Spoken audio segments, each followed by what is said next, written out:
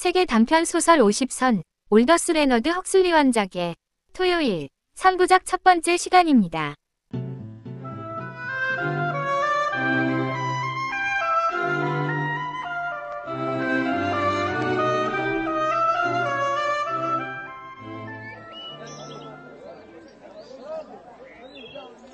맑게 개인 토요일 오후였다. 안개 낀 봄 햇빛을 받은 런던은 환상의 도시처럼 아름다웠다. 햇빛은 황금색으로 빛났고 그늘진 자리는 푸른 보라색을 띠고 있었다. 희망에 넘쳐나듯 하이드파크 공원의 그을음투성이 나무에는 새싹이 자라나고 있었다. 실록에 잎은 믿기 어려울 만큼 산뜻하고 환하여 마치 무지개 한가운데 있는 초록색 띠에서 따온 것 같았다. 그날 오후 공원을 걷고 있던 모든 사람들에게도 이와 같은 기적은 뚜렷이 드러났다. 죽었던 것이 지금 막 살아나고 그을음에도 싹이 터 무지개의 초록띠와 같이 변해가고 있었다. 죽음에서 생명으로 향한 이 기적적인 변화를 느끼는 사람들 자신도 달라졌다. 봄의 기적에는 전염적인 무엇이 깃들고 있었다. 전보다 더 열렬한 사랑을 주고받으며 나무 아래를 거니는 쌍쌍의 남녀들은 한층 더 행복감에 잠겼거나 혹은 한층 더 불행했을지도 모른다.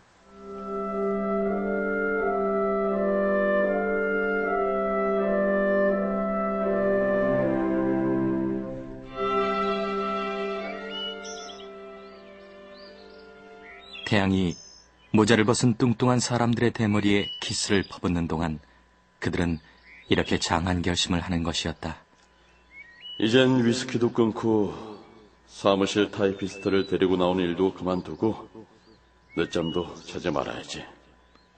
때마침 봄에 도취한 사내들은 젊은 여자들에게 말을 걸었다. 거기 아름다운 아가씨, 이렇게 좋은 봄날 혼자 거닐기 외롭지 않으신가요? 봄 기운에 취한 사내들의 인사를 받은 젊은 여자들은 평소의 가정교육과 경고도 그만 잊어버리고 산책을 하자는 사내들의 말에 선뜻 승낙했다. 네, 좋아요. 공원을 지나 집으로 어슬렁어슬렁 걸어가는 중년 신사들은 일에 지쳐 굳어진 마음이 봄 기운처럼 부드럽고 너그럽게 변하는 것을 느꼈다.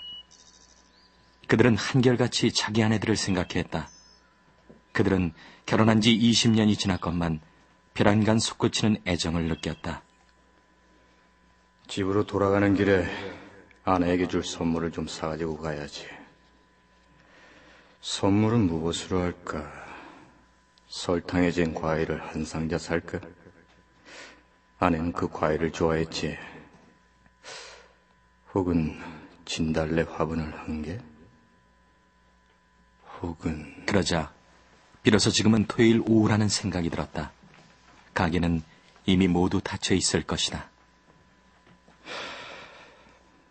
아내의 마음도 역시 닫혀 있겠지. 아내는 싹 트는 나무 아래를 거닐어 보지 않았을 테니까. 그들은 반짝이는 서펜타인 호수 위에 떠있는 보트와 뛰놀고 있는 어린아이들과 푸른 풀밭에서 손을 맞잡고 앉아있는 연인들을 슬픈 눈으로 바라다 보았다. 이것이 바로 인생이구나. 마음이 활짝 열렸을 때 가게문은 닫혀 있으니.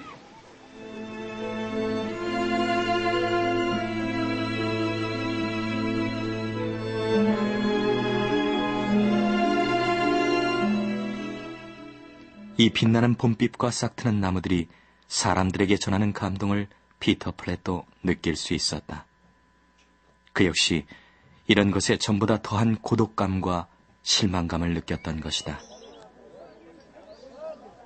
나무엔 이미 새잎이 싹트고 있었다.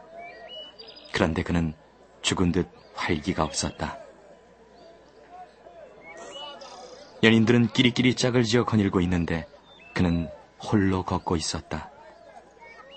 봄빛은 따스한데 그는 오히려 비애감까지 느끼며 하이드파크 공원을 어슬렁어슬렁 거닐었다.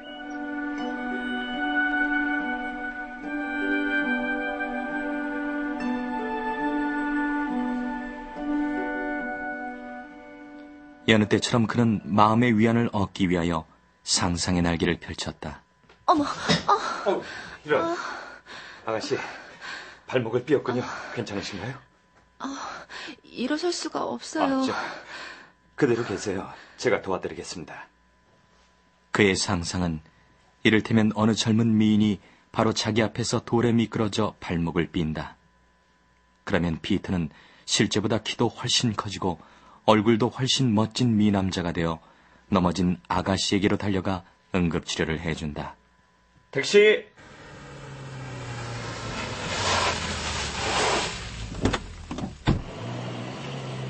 그는 여자를 택시에 태워 그로스브나 스퀘어에 있는 그녀의 집으로 데리고 간다. 알고 보니 그 여자는 귀족의 딸이었다. 그리하여 그들은 서로 사랑하는 사이가 된다.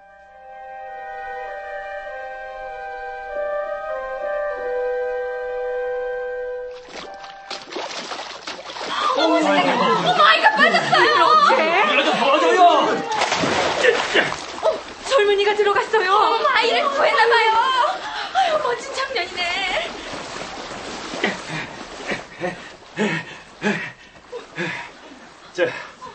아이는 무사합니다. 정말 감사합니다. 이 은혜를 어찌 갚아야 할지.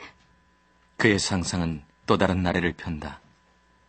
그것은 파운드 폰드 연못에 빠진 어린아이를 구출하여 그의 어머니에게 영원한 감사를, 아니 감사 이상의 것을 받는 것이다. 물론 그 어머니는 젊고 돈 많은 미망인이다. 그럼 미망인이라야 하지.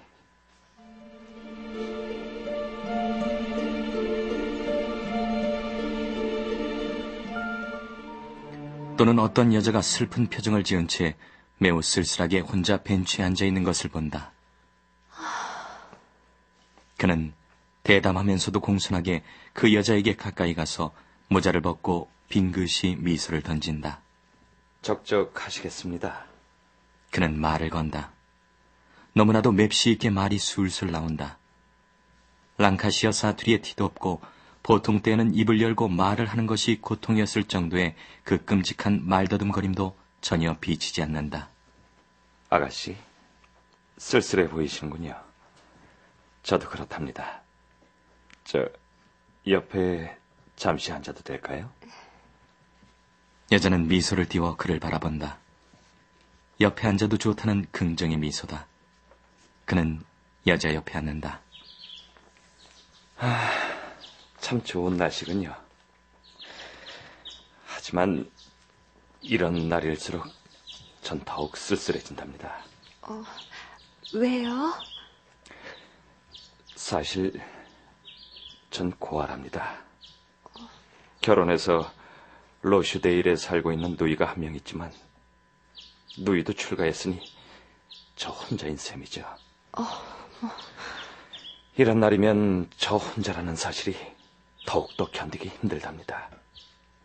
모두들 짝을 지어 저렇듯 한가롭게 봄날의 정취를 만끽하는데 저 혼자만 동떨어져 있는 느낌이랄까요. 사실은 저도 고아예요. 그리하여 이것은 그들 사이에 커다란 인연이 된다. 그리고 여자는 울기 시작한다.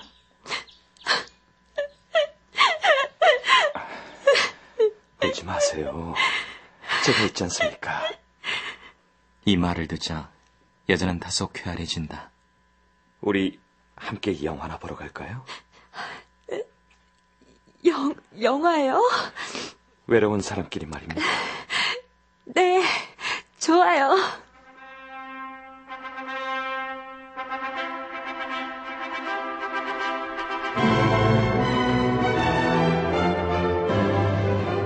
그리고 드디어 그들은 결혼을 한다고 상상하는 것이다.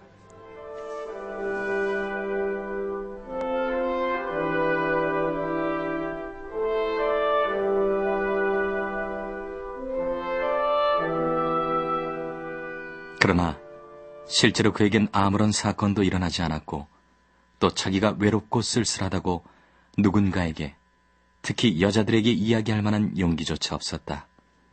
그는 심한 말더듬이었다. 그의 말들음은 무서울 정도였다.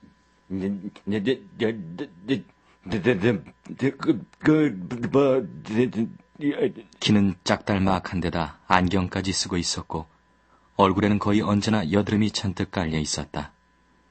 게다가 그가 걸친 회색 양복은 아주 허름했으며 소매는 짧아서 그의 팔목이 거의 다 드러나 보였다. 그가 신고 있는 목이 긴 구두는 깨끗이 약으로 닦았지만 한눈에 보기에도 싸구려라는 것을 감출 수는 없었다. 오늘 오후 그의 공상을 깨뜨려버린 것도 이놈의 목이 긴 구두 때문이었다. 그가 눈을 내려뜨고 생각에 잠긴 채 홀로 걸어가면서 택시를 타고 그로스브나 스키어로 가는 길에 그 귀족의 젊고 예쁜 딸에게 뭐라고 얘기를 해야 하나 하고 궁리를 하고 있었다. 그런데 때마침 그의 내적 생활의 투명한 환상을 깨고 번갈아 딛고 나오는 시커먼 목 긴 구두가 그만 그의 눈에 띄고 만 것이었다. 참 흉측하구나. 이놈의 구두는 새 것일 때도 별 볼 일 없었지만 낡으니 더욱더 끔찍하게 돼버렸어. 그는 구두골을 넣어보았지만 걸어다니다 보니 별 쓸모가 없었고 콧등의 위쪽 가죽은 몹시 주름져 소름 끼칠 정도였다. 닦아놓은 뒤에도 바짝 말라 겉만 번지르르한 가죽에는 무수한 잔금들이 그물 모양을 이루고 있는 것이 보였다. 구두끈은 자주 메었다 풀었다 하는 바람에 끈 구멍이 달아서 그 검은 에나멜이 벗겨지고 노쇠가 훤히 드러나 보였다. 이 형편없고 무서운 꼴이라니 구역질이 나는군. 하지만 아직도 더 신지 않으면 안 되리라. 피터는 전에 해보고 또 해보았던 계산을 다시 해보기 시작했다. 매일 점심값을 3펜스 반씩 덜 쓰고 날씨가 좋을 때는 버스를 타지 않고 매일 아침 도보로 출근을 하면 그러나 계산은 아무리 주위에서 해보고 자주 해본들 주급 27실링 6펜스는 여전히 변함없었다. 구두값이 비싸서 새 구두를 맞출 만큼 저금을 했다 하더라도 문제는 또 남아있었다. 바로 양복이었다.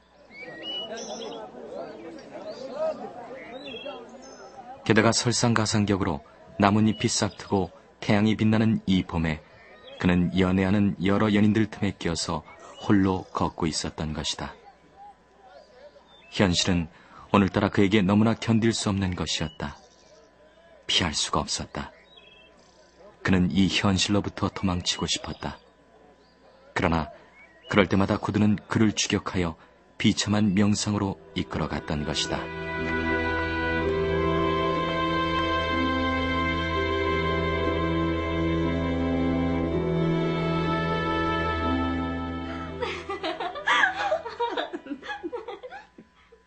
두 젊은 여자가 와트 동상에 서 있는 서펜타인 호숫가의 오스길을 따라 언덕 위로 올라갔다. 피터는 그녀들의 뒤를 따라갔다. 향긋한 향수 냄새가 그녀들 뒤에서 공중을 맴돌고 있었다. 그는 이 냄새를 굶주린 듯 들이마셨다.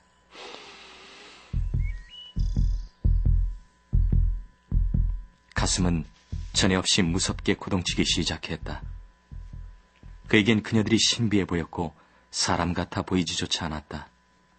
그야말로 아름다웠고 감히 손대지 못할 대단한 존재처럼 여겨졌다. 그는 서펜타인 호숫가를 걸어 내려오다가 그 여자들을 만나자 첫눈에 그 여자들의 화려하면서도 거만해 보이는 아름다움에 압도됐다. 그는 가던 길을 멈추고 그 여자들의 뒤를 밟았다. 내가 지금 왜 이 여인들을 따라가고 있는 거지? 왜? 그 자신도 알 수가 없었다. 다만 가까이 있고 싶어서였다. 또한 무슨 일이 일어나서, 말하자면 무슨 기적적인 일이 일어나서 그녀들의 삶 속으로 뛰어들 수 있지 않을까 하는 환상적이고도 억누를 수 없는 희망에서였는지도 모른다. 그는 그녀들의 섬세한 향수 냄새를 맡았다. 마치 그의 온 인생이 그 냄새에 달려있기라도 하는 것처럼. 정말이라니까. 진짜? 그는 정신없이 그녀들을 바라보다가 그녀들을 샅샅이 살폈다. 두 여자는 다 키가 크고 날씬했다. 그중 하나는 가장자리에 짙은 회색 털을 단 회색 라사 외투를 입고 있었다. 또 다른 여자는 전체가 털가죽으로 되어 있는 외투를 입고 있었다. 오늘처럼 그늘이 져서 쌀쌀한 봄날 오후에 저 여자가 이렇듯 따뜻하게 지낼 수 있는 건 황금색 여우 20여 마리가 희생된 덕분이리라. 둘 중 한 여자는 회색 양말을 신었고 다른 하나는 누르스름한 양말을 신고 있었다. 한 사람은 회색 기드 구두를 신었고 다른 사람은 뱀가죽 구두를 신고 있었다. 모자는 조그마했고 그녀들에게 꼭 들어맞았다.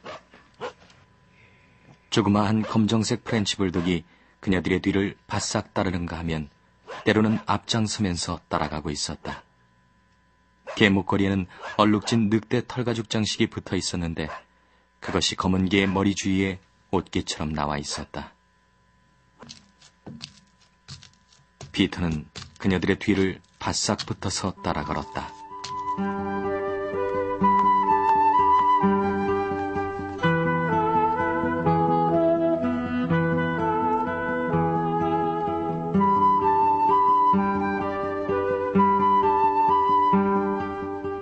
라디오 문학관 세계 단편 소설 50선. 지금까지 일부를 들으셨습니까? 시인이자 문명 비평가인 올더스 헉슬리는 1923년 생존에 위위를 잃은 1920년대의 지식인과 부유한 부인의 허무주의를 묘사한 작품 광대충으로 이름을 알리게 되었습니다. 그 외에도 대표작으로는 반유토피아, 소설인, 멋진 신세계 등이 있습니다. 그럼 2부에서 계속 들으시겠습니다. 시청자 여러분의 구독과 좋아요는 영상 제작에 큰 도움이 됩니다.